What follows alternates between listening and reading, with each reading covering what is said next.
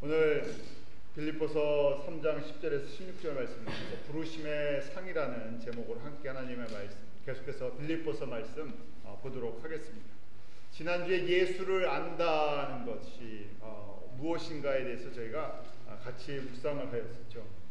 이 바울을 통해서 빌립보 성도들에게 바로 예수님의 마음을 온전히 알고 닮아가는 것, 그것이 가장 중요한 것임을 강조해 주었고, 예수님을 안다는 것이 그냥 지식적으로만 아는 것이 아니라 우리의 육체와 우리의 혼과 우리의 영을 다해서 알아가는 것, 닮아가는 것, 또 주님과 함께 동거하고 동행하고 살아가는 것, 그것이 신앙생활이고 성숙에 이르는 과정이라는 것을 말씀을 통해서 나눴죠. 그럴 때 우리의 이제 주님의 뜻이 나의 뜻이 되고 주님의 관심이 나의 관심이 되고, 내가 보는 안목이 사람의 안목으로 보는 것이 아니라 그 주님께서 세상을 어떻게 보시나, 일을 어떻게 보시나, 교회를 어떻게 보시나, 역사를 어떻게 보시나, 물질을 어떻게 보느냐, 그렇게 변화될 때 상대적으로 세상의 것이 어떻게 보인다고요? 배설물로 보인다고 말씀드렸습니다. 세상의 것이 어떻게 배설물이겠습니까? 배설물의 특징은 썩는다는 것이죠. 모든 것이 다 썩습니다. 저희가 사실은 아끼고 안타까워하고 나누는 이 모든 것이요, 썩지 않는 것이 없죠. 생명도, 우리가 갖고 있는 육신의 생명도 썩습니다. 육신의 생명이 어떻게 보면 사람에게는 가장 소중한 것 중에 하나잖아요. 일을 하는 목적도 먹고 살기 위한 것이고요. 저희가 결국 우리가 활동하는 모든 것이 육신의 생명을 유지하기 위한 것, 또 육신의 옷을 입기 위한 것, 육신의 영광을 위한 것, 이런 것들인데 썩지 않는 것이 없습니다. 바울이 예수님의 마음을 알았을 때 그 안다는 것, 야다라고 했었죠. 동침한다, 벌거벗었으나 부끄럽지 않다. 하나님의 생각, 하나님의 마음, 하나님의 본심, 하나님의 뜻, 하나님의 관심, 하나님의 사랑, 이 모든 것을 깨달았을 때 하늘의 가치와 세상의 것이 너무나 차이가 나기 때문에 그때 비로소 세상의 것을 상대적으로 배설물로 여길 수밖에 없고, 예수를 아는 지식이 가장 어떻다고요? 고상하다 고백했습니다. 이러한 고백이, 이러한 은혜가 저희 가운데 있기로 합니다. 바울은 계속해서 이 성경적인 의미의 예수를 아는 지식이 바울에게도 또 빌립보 성도들에게도 계속 자라가기를 원했죠. 결국 여러 가지를 통해서 하나님께서 예수님을 알아가게 하십니다. 그래서 어떻게 하면 우리가 지난주에 어떤 사람이 예수님을 아는 사람인가 했을 때 첫 번째, 겸손한 사람이라고 했었죠. 겸손이라는 것은 사람을 상대적으로 사람의 기준으로 보는 것이 아니라 하나님 앞에 내가 어떤 존재인지를 깨닫는 사람이라 그랬습니다.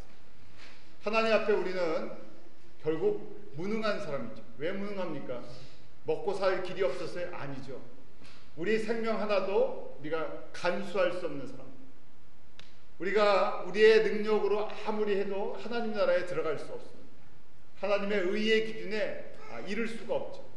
저희가 인간적인 것은 얼마든지 비교해 볼 수 있어요. 능력도 비교해 볼 수 있습니다. 우리 안에 있는 윤리나 도덕이나 의의 기준도 다 비교할 수 있어요. 그런데 사람끼리 비교하다 보면 교만이 생기죠. 내가 저 사람보단 그래도 낫지, 지식이 낫지, 경험이 낫지, 의의 수준이 좀 낫지, 뭐 그런 여러 가지를 비교해 보면서요, 얼마든지 교만할 수 있어요. 그렇지만 하나님 앞에 저희가 어떤 존재인지를 깨닫는 것, 그것이 겸손한 사람이죠. 아무리 우리가 신앙생활을 오래 해도 하나님 앞에서 자랑할 것이 없어요. 왜냐하면 처음부터 끝까지 무엇이기 때문에 하나님의 은혜이죠. 우리가 예수를 깨닫는 것도 은혜, 성경을 읽고 묵상하는 것도 은혜, 하나님의 말씀을 듣고 저희가 순종할 수 있는 것도 은혜, 저희가 하나님의 나라를 사모하는 것도 은혜. 그래서 오늘 새벽에 말씀 묵상할 때 하나님께서 모세에게, 여호와 하나님께서 은혜 주실 만한 자에게 은혜를 주시고 긍휼히 여길 만한 자에게 긍휼을 베푸시다. 다시 얘기하면요, 은혜와 긍휼을 베푸는 주권이 누구에게 있다는 것입니다. 여호와 하나님께 있다. 그래서 저희가 겸손한 자라는 것은 이것을 하나님이 어떠한 분이신지 우리 예수님을 우리에게 보여주시지 않고 불러주시지 않으면 아무도 깨달을 수가 없는 것이죠. 그래서 자랑할 것이 없다는 것입니다. 이것이 언제까지요? 주님 앞에 서는 날까지. 그때 겸손을 유지하는 것이죠. 그러니까 하나님께서 우리에게 여러 가지 환경과 또 여건을 또 여러 가지 조건들을 바꿔서 자꾸만 움직여 나가십니다. 그럴 때마다 하나님이 하나님 되심을 예수님만 자랑할 수 있는 것이 바로 겸손한 자들. 두 번째는요, 겸손한 자를 또 다른 표현으로 뭐라고 표현할까? 은혜를 깊이 체험한 자. 그릇이 커진 사람이라는 것이에요.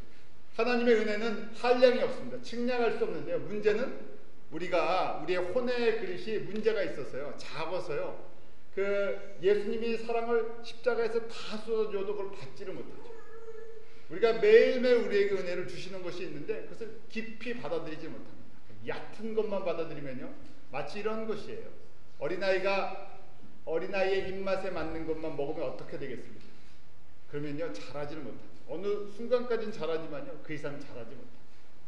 그래서 은혜를 깊이 체험한 자, 다른 표현으로 보면 성숙한 사람이다. 신령한 사람이다.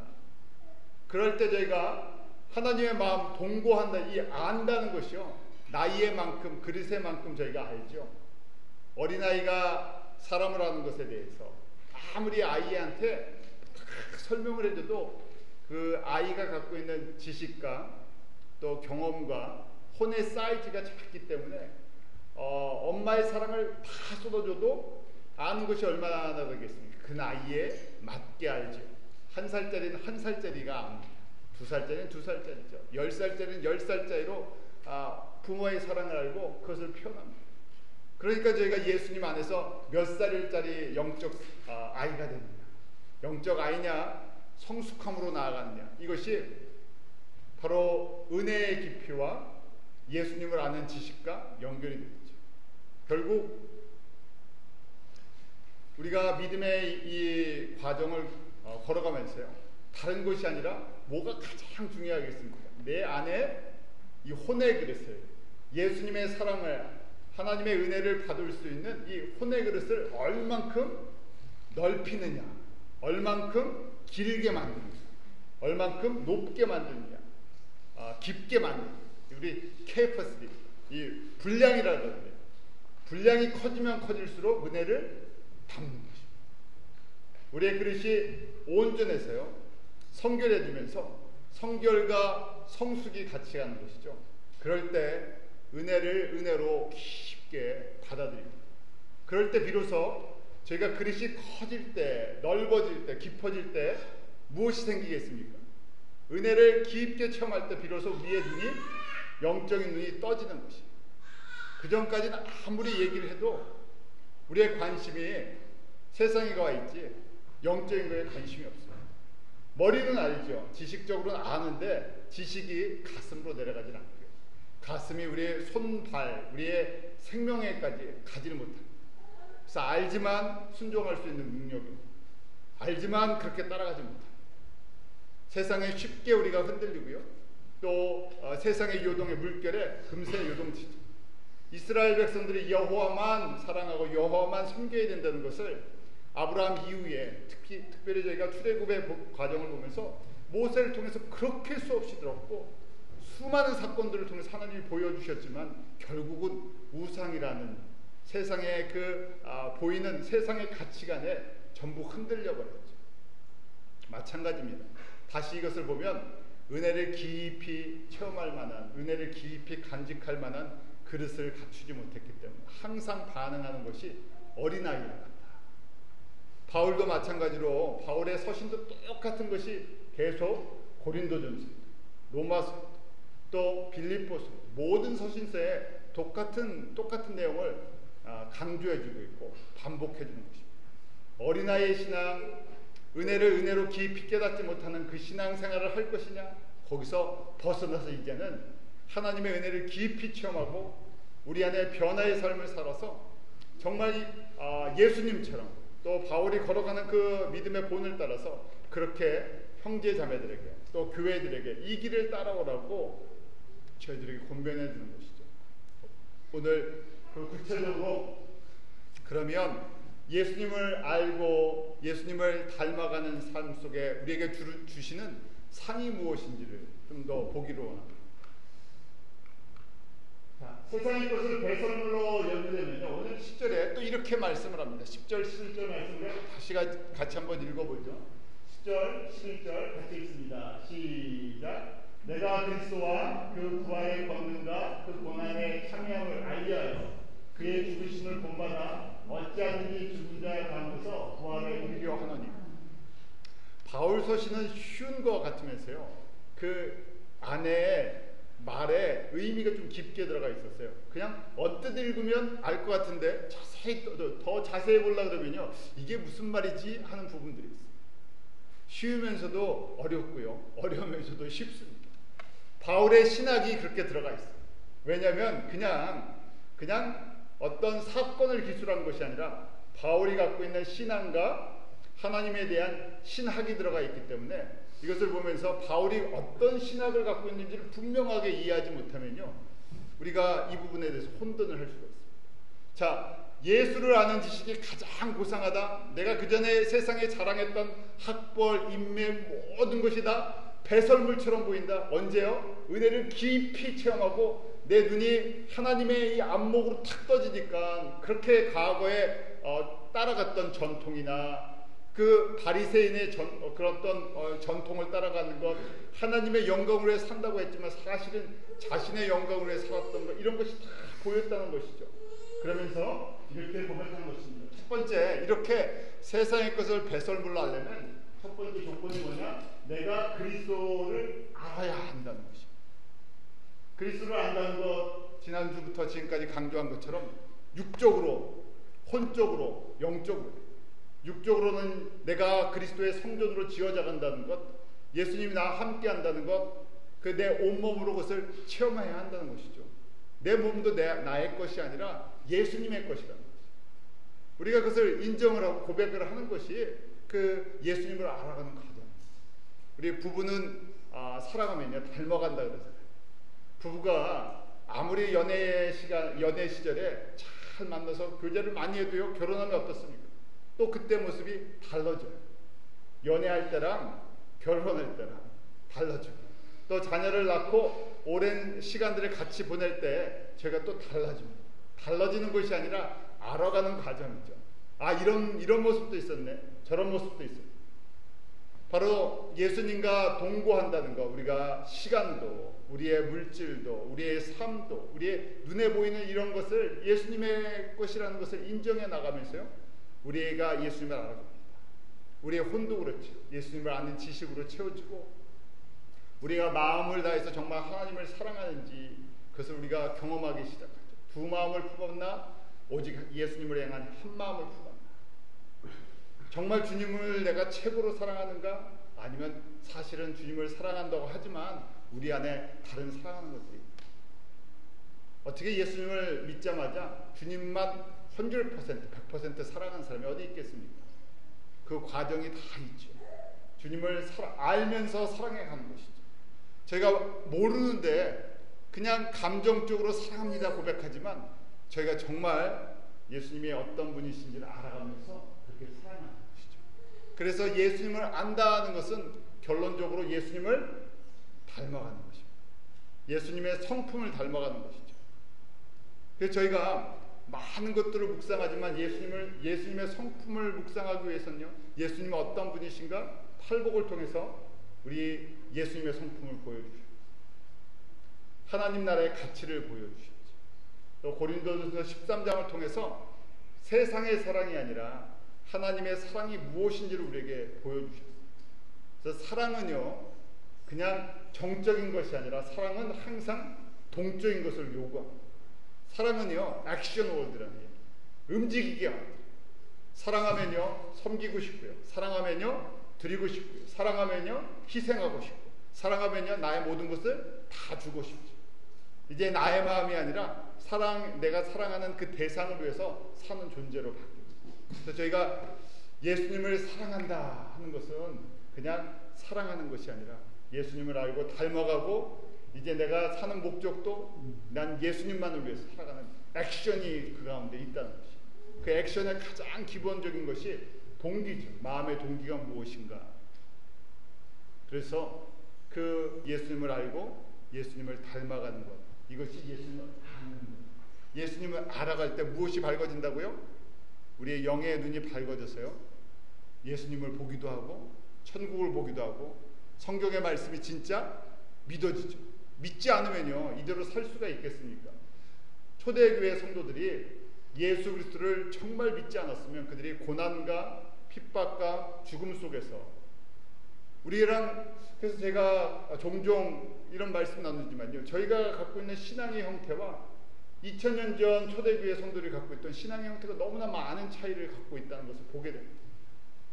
그때는 예수를 믿으면요 모든 것을 잃어버릴 수 있고요, 가족에게서 공동체에서 쫓겨날 수 있고요, 극심하면 언제든지 죽을 수 있는 것이죠. 그래서 예수를 믿는다는 것은 난 예수를 위해서 죽기를 두려워하지 않겠습니다 하는 믿음의 고백이 있었던 거죠. 그런데 저희는 예수를 믿는다 그러면요 예수 믿고 어떻게 되려고요? 잘 되려고요. 이 땅에서 좀 더 잘 되고 싶은 마음이 있어서 예수를 일단 어떻게 해줍니까? 믿어주는 거죠. 안 믿는 것보다 나으니까. 그러니까 신앙이요 잘못됐다기보다는 너무나 연약한 어린아이와 같은 신앙에서 자라는데 한계성을 갖고 있습니다. 두 번째는요, 부활의 권능을 알아야 한다 기록이 있습니다. 10절에 보면 부활의 권능가라고 되어 있습니다. 부활의 권능, 부활의 능력이 무엇인지를 알기 때문에 바울은 어떻게 하기를 원했습니까? 11절에 보면 죽은 자 가운데서 부활의 일을 하느니 내가 그리스도를 본받아 라는 표현 속에서 내가 이 땅에서 죽는 것을 두려워하지 않는다는 것이죠.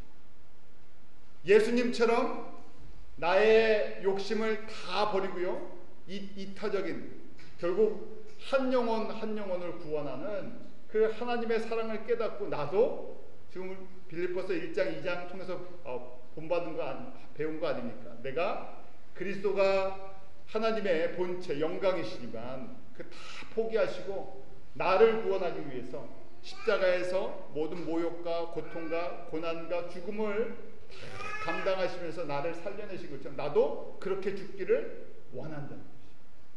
왜냐하면 무엇이 있기 때문에? 부활의 권능이 있기 때문에. 그러니까요, 예수를 알지 못하면 죽음을 두려워할 수밖에 없죠. 예수를 알지 못하면요, 예수님을 닮아가지 않는다면 예수님을 위해서, 구체적으로 잃어버린 영혼을 위해서, 미전도 종족을 위해서, 이방인들을 위해서 내 생명을 아낌없이 다 드릴 수가 없지요. 그렇지만 부활의 권능을 믿는다면 그 부활에 이르는 과정이 꼭 이것을 요구한다는 것입니다. 그러므로 바울은 부활의 권능을 알아야 한다고 저희들에게 그때 부활에 대한 실체를, 부활에 대한 열매를 성령님께서 우리 안에서 변화시키시고 새롭게 하심으로 말미암아 이제 그 완전히 변화되는 그날을 사모한다는 것이죠. 부활은요 저희 성도들에게 가장 소망하는 날. 어떻게 보면 우리가 육신의 이 세상을 정리하고요 하나님 나라에 가는 것이 우리에게 가장 큰 소망입니다. 거기에는 꼭 예수 그리스도를 아는 그런 믿음이 필요하죠. 우리는 그렇기 때문에 이 땅에서 이 세상 사람들은요 죽음에 대한 두려움을 갖고 있는데 저희는 죽는 것이 아니라 옮겨가는 것이죠.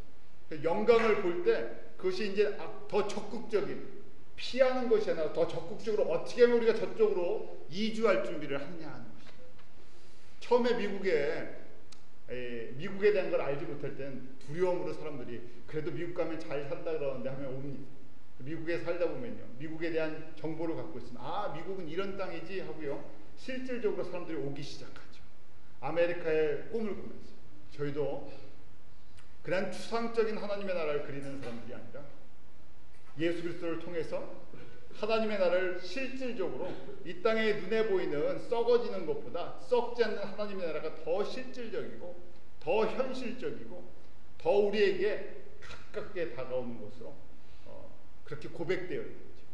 그것이 바로 이 과정, 예수를 알고 내가 성령의 능력으로 말미암아 새롭게 우리의 속사람도 변화되고 생각도 변화돼서 부활의 권능을 알아갈 때, 그렇게 우리가 세상의 것을 배설물로 그때 제대로 보는 거예요. 세상의 실체를 제대로 보는 거예요.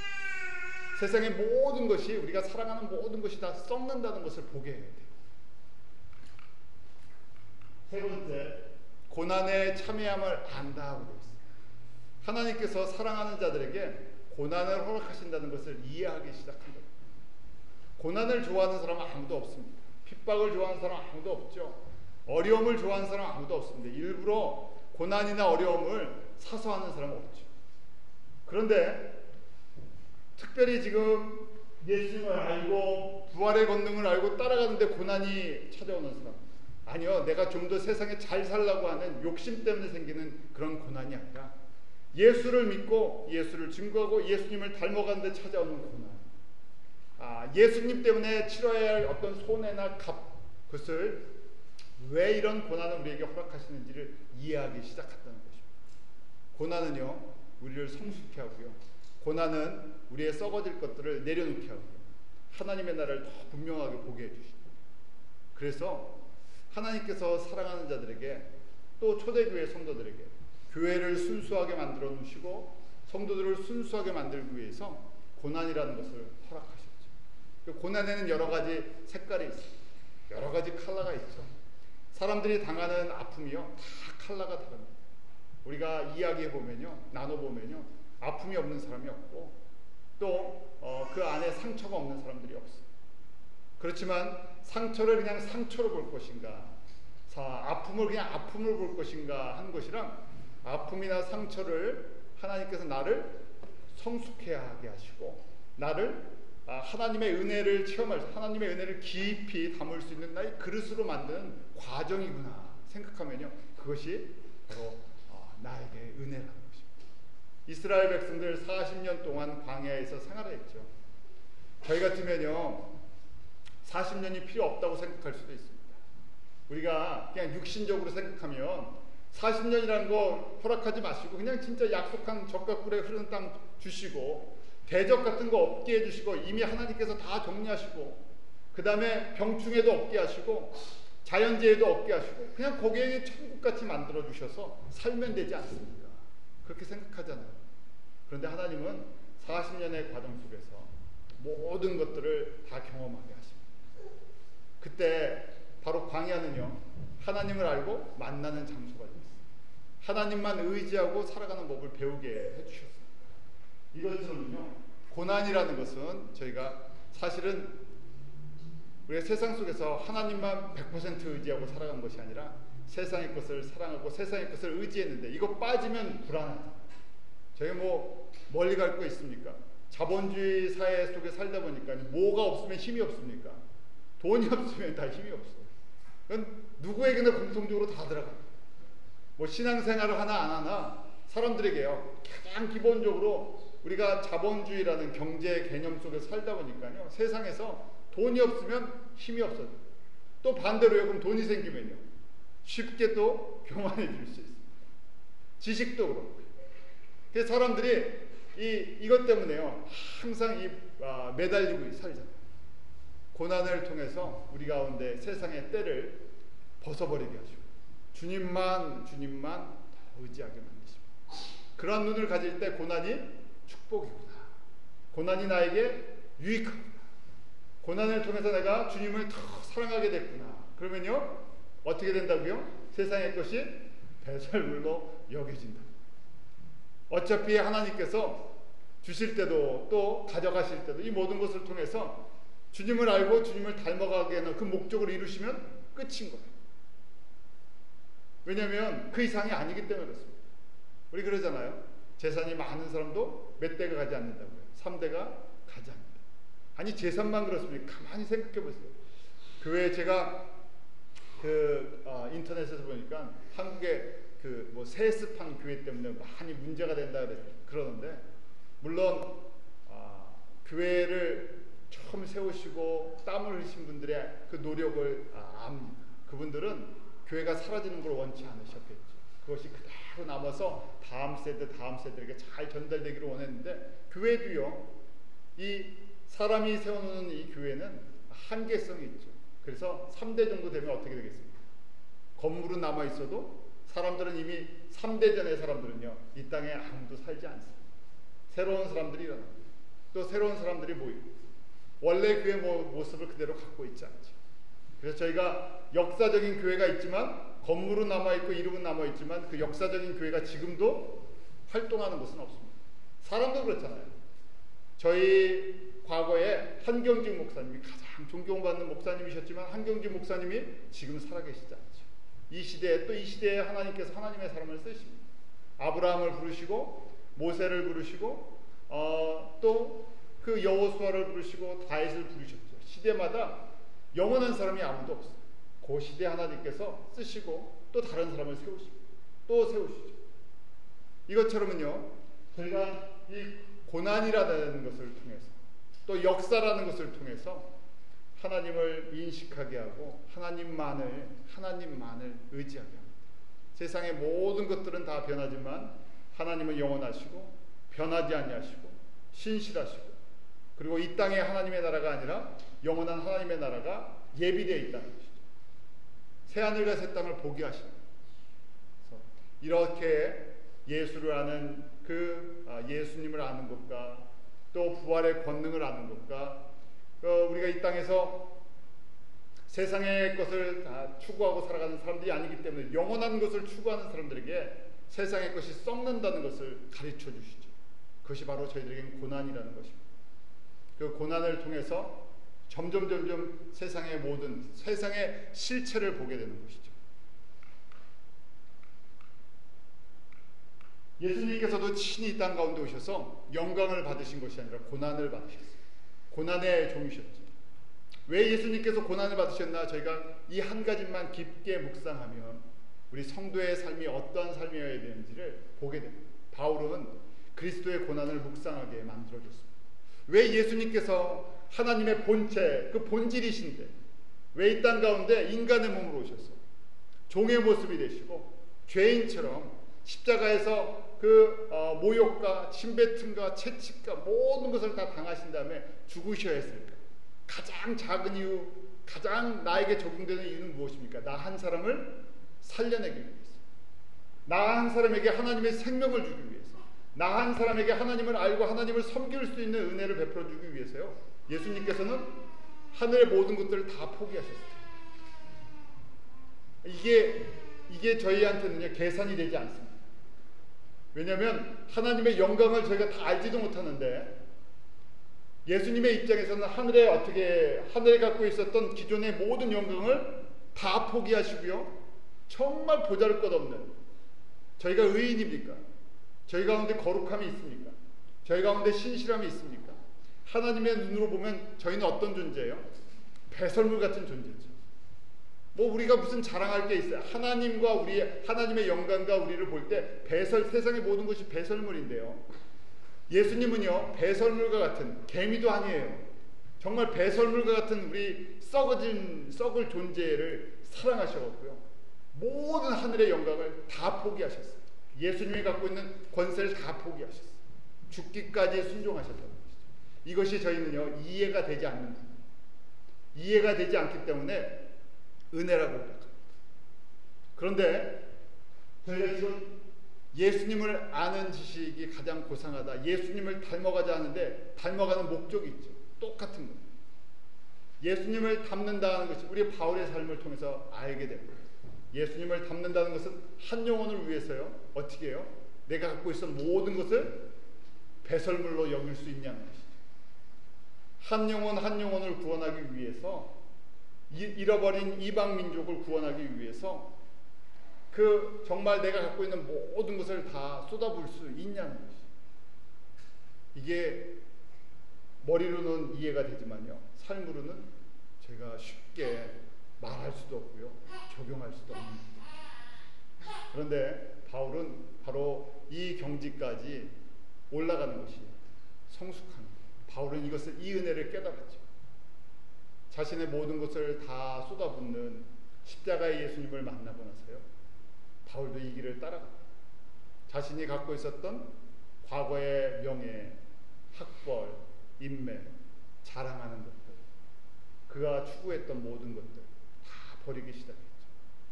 그것을 배설물로 보기 시작했습니다. 왜냐하면 고난이 끝이 아니기 때문에. 이 땅에서 버리는 것이 끝이 아니라 바꾸는 것인데요, 엄청난 것입니다. 바로 예수님께서 빌립보서 2장에 그렇게 모든 것을 다 포기하셨을 때 하나님께서 모든 이름 위에 가장 뛰어난 이름, 가장 존귀한 이름으로 예수 그리스도를 올려주셨죠. 이것이 부활의 영광에 참여하는 것입니다. 그래서 11절에 보면 어찌하든지 죽은 자 가운데서 어디에 이르려고요? 부활에 이르려 하노니. 바울이 원하는 것은요, 부활에 참여하기 원한다는 것이에요. 단지 영생을 얻는다는 것이 아니라 그 부활에 이른다는 이 바울의 의미에는요, 예수님이 누렸던 그 영광의 일부분을 나도 그 영광에 참여하기를 원한다는 것입니다. 예수 믿고 구원받으세요 하는 것, 예수 믿고 그냥 영생 얻으세요 하는 것은 구원의 시작이죠. 부활의 시작입니다.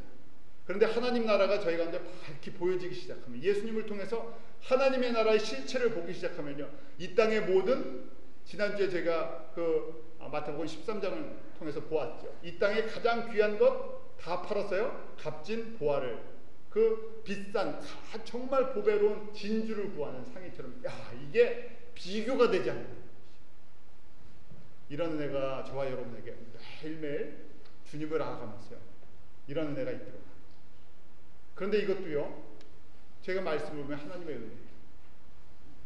깨닫는 사람의 은혜죠. 왜냐하면 값진 진주를, 값진 보화를 발견하는 것이 아무에게나 발견되는 것이 아니라 하나님께서 은혜를 주시는 자들에게, 은혜를 사모하는 자들에게 주시는 선물이라는 것이죠.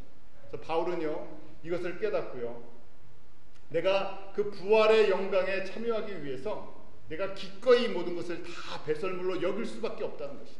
그것이 너무나 귀하기 때문에 그렇죠. 구체적으로요, 우리가 이 부활의 상이, 부름의 상이 무엇인지를 바울은 설명해 주고 있습니다. 이 부활에 이른다 하는 것은요, 단지 구원받는 것이 아니라 구원 너머에 있는 상급까지, 두 가지를 생각하셔야 됩니다. 예수를 믿으면 우리가 구원을 받습니다. 모든 사람들에게 적용되는 것이죠. 그렇지만 부름의 상을 받는 것은요, 모든 사람에게 주시는 것이 아니라 지금 부활에 이르는 사람이죠. 어떤 사람들이요, 예수 그리스도를 알고 부활의 능력을 체험하고 고난을 두려워하지 않고 기꺼이 고난을 이렇게 생각하시면 돼요. 부활의 상급이, 부름의 상이 무엇인지를 알기 때문에 내가 이 땅의 것을 팔아서요 사는 사람들, 그건 고난이라고 할 수가 없죠. 값을 치르는데 이 땅에 우리가 갖고 있는 것을 아무리 값을 다 치러도 부활의 영광에, 그 예수 그리스도의 영광에 참여하는 것과 비교가 할 수 없기 때문에 이걸 억지로 파는 것이 아니라 기쁨으로 다 팔아버리고요, 어떻게 해요? 참여하는, 거기 동참하는. 저희가 부름의 상을 받기 위한 태도가 이제 그 다음에 나옵니다. 부름의 상을 아무나 받는 것이 아니라 그랬잖아요. 이 부르심의 부름을, 이 부르심의 이 상을 받기 위한 태도가 무엇인가? 첫 번째, 목표 지향적인 그 태도라는 것입니다. 사람마다 다 목표가 있습니다. 미국에 올 때 미국에 오는 목적이 있죠. 또 세상에서 저희가 학생들이 공부를 할 때 목표가 있어요. 목표가 없으면요, 이것도 아니고 저것도 아니에요. 뭐 공부를 난 잘해야 되겠다, 그러면 공부를 열심히 할 거 아니에요. 내가 운동을 해서 성공을 해야겠다, 그럼 운동을 열심히 합니다. 내가 음악을 하겠다, 그래서 음악을 그냥 적당히 하는 것이 아니라 음악을 전공하는 사람들이요, 그냥 밥만 먹고 음악에 몰두하죠. 내가 이런 연주자가 되겠다. 마찬가지로 성도의 목표가 무엇이냐는 거예요. 우리의 목표가 예수 믿고 이 땅에서 썩어질 것 조금 더 얻는다는 것은요, 세상적인 관점이죠. 우리는 목표가 하나님 나라에 우리가 들어가는 것에서 한 걸음 더 나가서 하나님의 영광에 참여하는 것입니다. 그래서 목표가 분명할 때 신앙생활이 분명해져요. 그래서 목표가 다르면요, 신앙의 열매가 다 다릅니다. 만약에 신앙생활이 내가 이 땅에서 예수님을 믿고 좀 잘 되는 것이다, 그런 열매를 향해서 달려가겠죠. 내가 예수를 믿고 예수 그리스도의 죽으심에 참여하고 내가 그 부활의 영광에 내가 이르는 것이 나의 신앙의 목적 방향이다 그러면요, 그것을 향해 달려가는 것입니다. 바울은 그러한 사람들에게 지금 이 편지를 주고 있는 거죠. 그런 사람이 되라고 편지를 주고 있는 거죠. 두 번째, 목표가 분명하면요, 그 목표를 위해서 계속해서 달려가는 태도가 필요합니다. 겸손이라는 것인데요, 오늘 바울은 빌립보서 3장 12절에 이렇게 저희들에게 가르치고 고백하고 있습니다. 우리 12절 한번 같이 읽어볼까요? 시작. 내가 이미 얻었다 함도 아니요 온전히 이루었다 함도 아니라 오직 내가 그리스도 예수께 잡힌 바 된 것을 잡으려고 쫓아가노라. 내가 쫓아가노라. 그 고백. 바울 정도 되면요, 저희가 그러잖아요, 그런 찬송 있죠? 베드로처럼 바울처럼 살 수 있을까? 저희가 성경을 보면, 신약의 인물을 보면서 바울만큼 그렇게 예수님에 대해서, 예수님을 아는 지식과 자신의 삶을 다 통해서 이방인에게 복음이 증거되는 그 하나님의 뜻을 알고 순종한 사람이 누가 있을까요? 없죠. 지식도 그렇고 지혜도 그렇고 삶을 통해서 마치 흠이 없는 사람처럼 보입니다. 흠이 많은 사람인데도 불구하고. 왜냐하면 그런 믿음의 경지에 도저히 우리가 나도 저런 믿음의 경지에 이를 수 있을까? 그래서 저희가 믿음의 본으로 삼잖아요. 바울처럼 살고 싶다. 그런데 바울이 뭐라고 고백합니까? 나는 아직 다 이루지 못했다. 그리고 고백합니다. 내가 얻었다함도 아니요 온전히 이루었다함도 아니요 나는 예수 그리스도 예수께 잡힌 바 된 그것을 잡으려고 계속 지금도 달려간다는 얘기예요. 계속 어디에 앉아서요? 감옥에 앉아서도 그것만 생각합니다. 목표가 분명하기 때문에 그렇죠. 뭐 그런 얘기 하잖아요. 그 돈 잘 버는 사람은 어딜 다니나 돈 벌 게 눈에 잘 보인다 그러잖아요. 목표가 분명하기 때문에. 그 재테크나 부동산이나 뭐 이런 걸 잘하는 사람은요, 어딜 가든지 야 여기다 뭐 하면 잘 되겠다. 그쪽으로 머리가 슉슉슉 돌아가고요. 그런 게 잘 보여요. 근데 그런 관심이 없는 사람은 아마 갖다 줘도요, 그 가치를 알지 못해요. 마찬가지죠.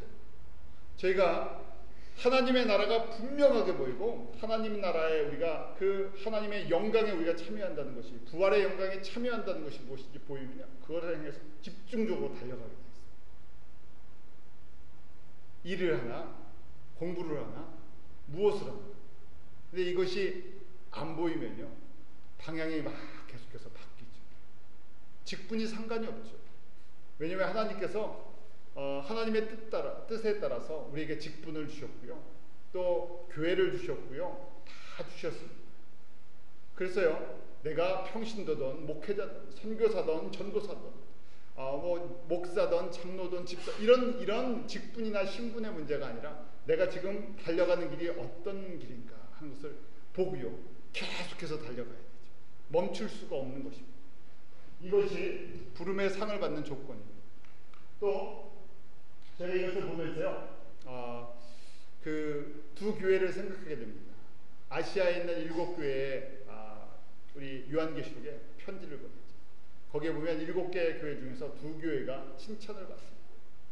그 칭찬을 받는 첫 번째 교회가 성원한 교회. 계시록 2장 8절과 9절에 보면 9절에 이렇게 되어 있습니다. 내 환난과 궁핍을 아노니 실상은 내가 부요한 자이다. 환난과 궁핍이 있었다는 것이, 그 안에 환난과 궁핍, 참 어려움이 있었는데 예수님께서 뭐라고 말씀해 주십니까? 너희가 진짜 부자다 하고 말씀하시죠. 너희가 영적으로 정말 부유한 자다. 세상에 가진 거 없지만 세상에 자랑할, 이 교회 자체가 그렇다는 얘기예요. 세상에 서머나 교회가 무슨 교회인지 사람들은 잘 알지도 못하고, 그 다음에 작고, 그 다음에 환난과 핍박이 있고, 성도들은 고난 가운데 있는데, 그런데 실상은 너희들이 진짜 부유한 자다. 왜냐하면 우리가 세 가지.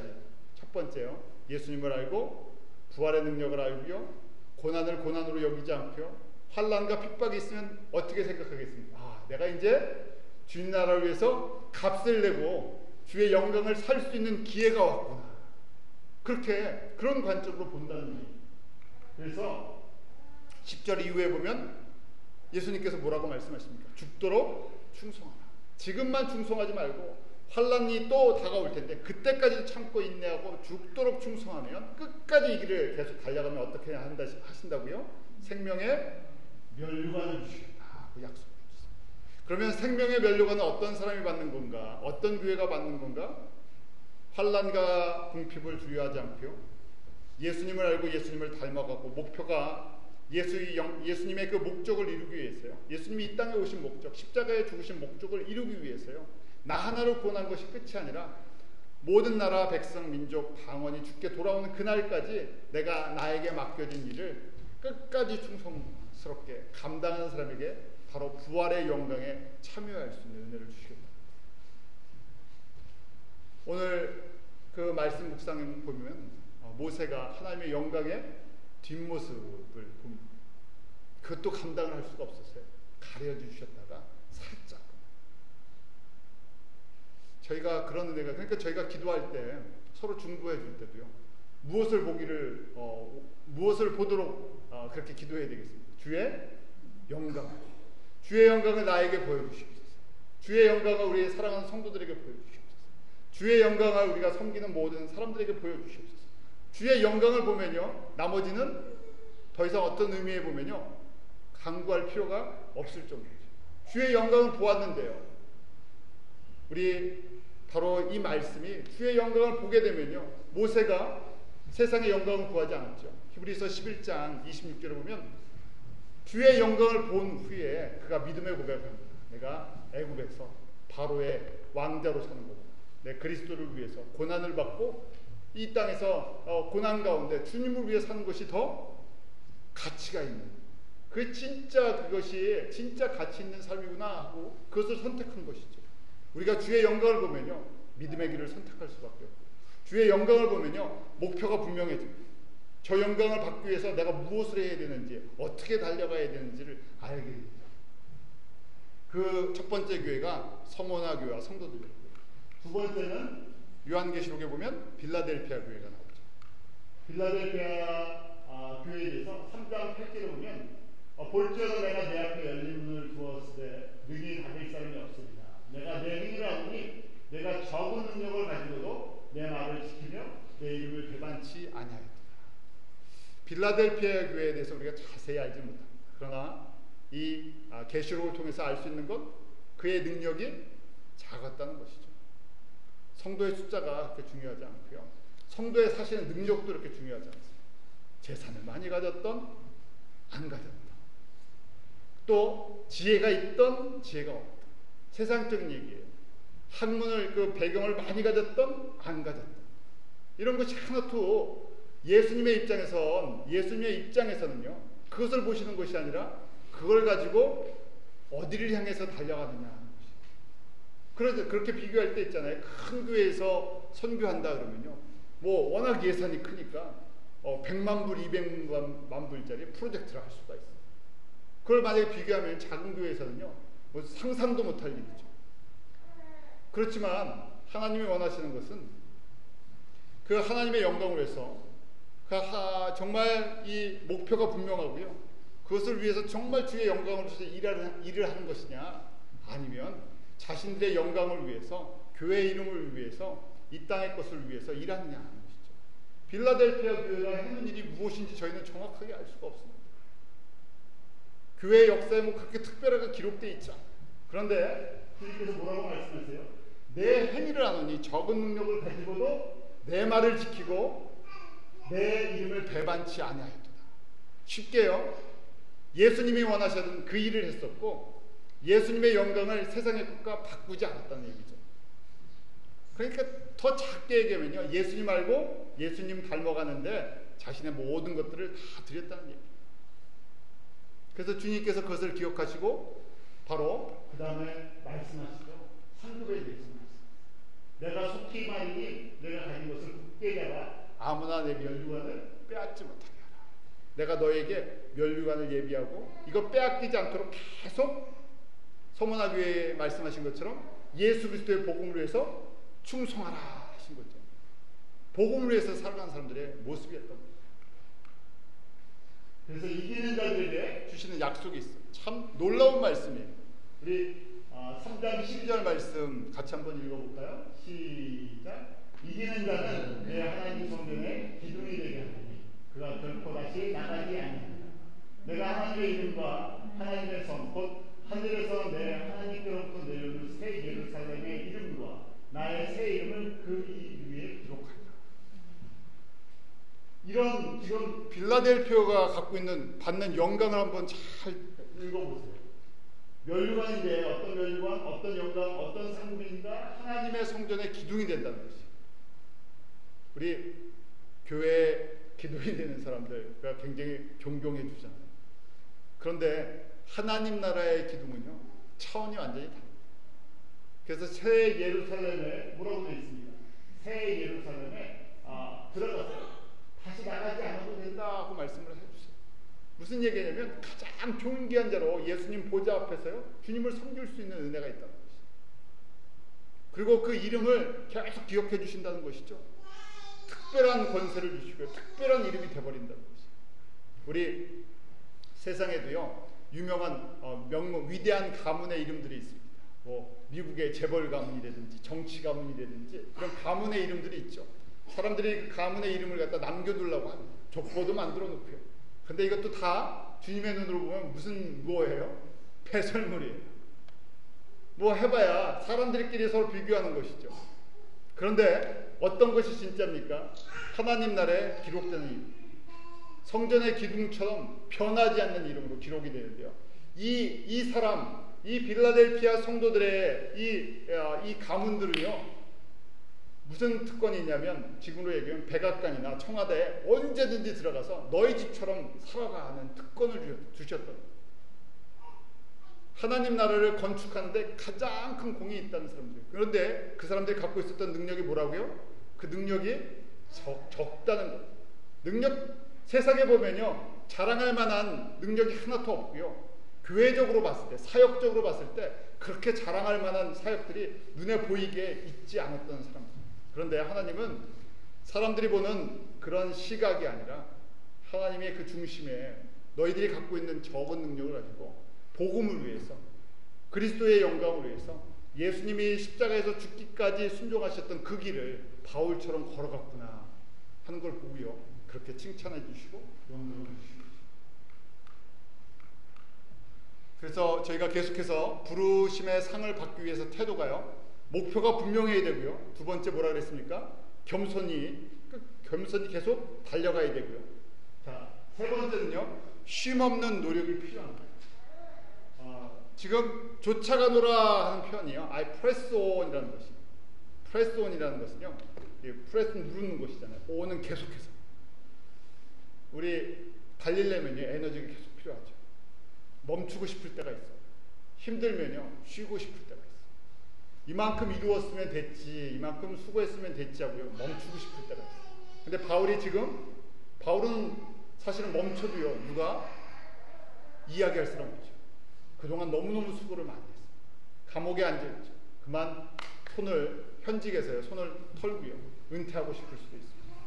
그런데 I press on, 나는 지금도 달려간다. 나는 멈출 수가 없다는 거예요. 언제까지? 주님을 만나는 날까지. 이것이 우리에게는 어떤 의미로 세상에서는 은퇴가 있지만 우리는요, 주님 복음을 위해서는 은퇴가 있을 수가 없죠. 주님을 닮아가는 데는요, 은퇴할 수가 없어요. 더 눌러야 되죠. 주님 보실 날을, 주님 오실 날이나 주님 볼 날이 가까울수록 더 우리는 프레스 온, 쫓아갈 수밖에 없는 그런 존재입니다. 미래지향적인 우리의 태도를 갖고 있어요. 왜냐하면 빌립보서 3장 13절에 보면, 형제들아, 난 아직 내가 잡은 줄로 여기지 않았고 오직 한 일, 뒤에 있는 것을 잊어버리고 앞에 있는 것을 잡으려고 표현이 됩니다. 성령 충만한 사람은요, 항상 미래지향적. 예수를 아는 사람들이 미래지향적. 무슨 얘기냐면요, 우리가 세상 사람들은 과거지향적입니다. 내가 이 많은 것을 이루었지 하고 과거에 머무릅니다. 또 마귀는요, 과거적인 사람을 갖다가 잘 사용합니다. 무슨 얘기냐면요, 과거의 영광도 있지만 우리의 과거의 상처들이 있어요. 아픔들이 있어요. 그러면요, 그 아픔이랑 상처를 어떻게 합니까? 과거지향적인 우리가 태도를 갖고 있습니다. 그걸 잊지 않아요. 나에게 이런 걸 줬는데, 나에게 이런 걸 줬는다고요, 그걸 여기에다가 꼭 챙겨놓죠.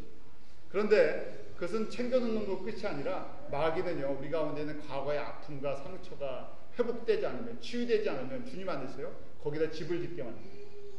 든든한 집을 줬어요. 그거 건들기만 하면요 터져. 그 건들기만 하면요 우리 안에 있는 마귀적인 성품이 탁 나오게 만듭니다. 마귀의 집을 만들어 놓는 것이죠. 무엇이요? 과거 지향적인 우리의 과거에 있는 상처나 아픔은요 항상 이 마귀가 움직일 수 있는 마귀의 성품을 닮아가는 집을 짓게 해줘요.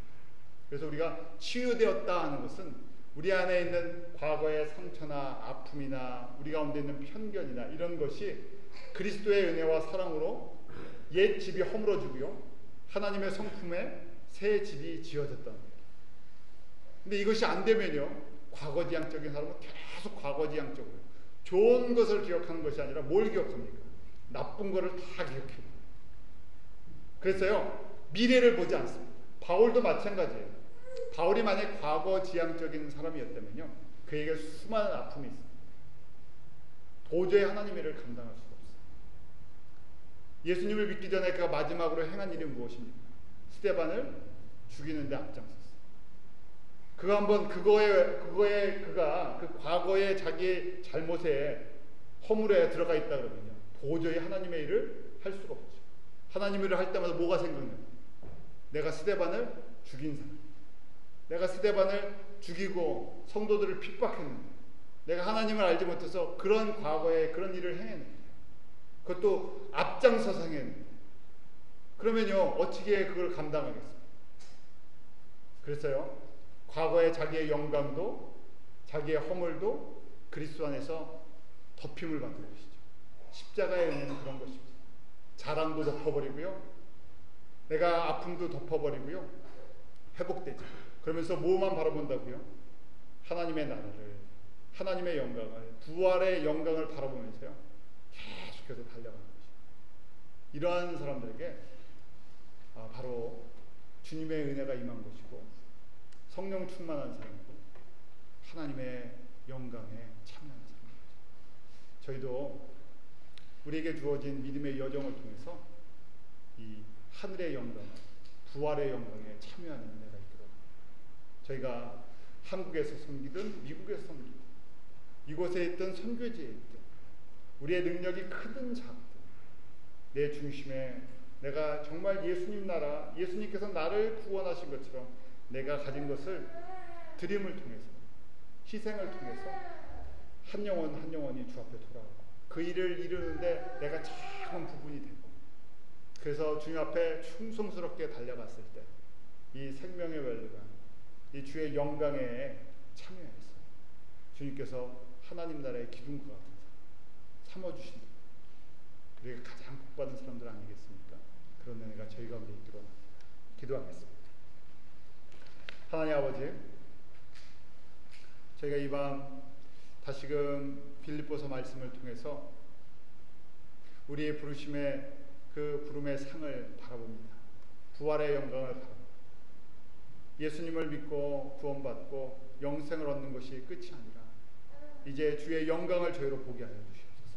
날마다 주님의 영광, 하나님의 영광이 저희 가운데 더 분명하게 실질적으로 보여지게 하여 주셔서 예수님을 알고 닮아가고 우리의 삶이 변화되고 부활의 영광에 참여하고 부르심의 상에 참여하는 이 놀라운 복을 우리 사랑하는 모든 성도들, 또 우리가 기도하며 섬기는 선교지에 있는 모든 성도들이 함께 누리는 은혜가 있게 하여 주시옵소서.